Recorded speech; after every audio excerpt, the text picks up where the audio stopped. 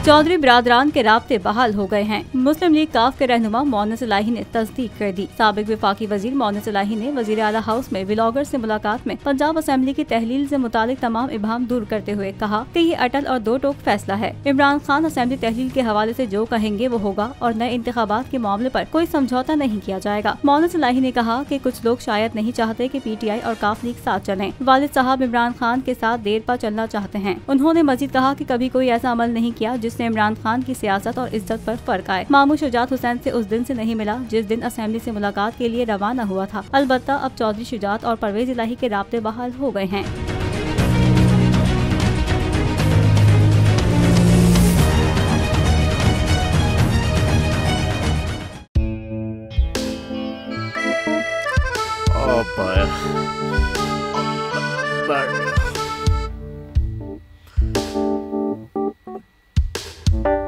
इंतशार से निकलने का वाहिद हल इंतखाबात है।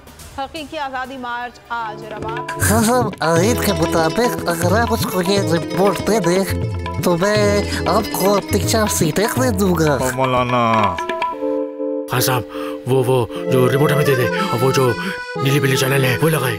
जाओ शबाज। हम ऐसा टीवी देखते ही नहीं जिसका रिमोट हमारे हाथ में ना हो। और यहाँ पे कोई 2 नंबर ही नहीं चलेगी। और हम कोई गुलाम है जो आप रिमोट मांगे हम दे दें? Absolutely not. यहाँ पे सिर्फ पाकिस्तान का नंबर 1 चैनल चलेगा, बोल, जो हकीकी सहाफत की जंग लड़ रहा है। पाकिस्तान के लिए कोई और नहीं, सिर्फ बोल खड़ा है। आप सब भी बोल देखें।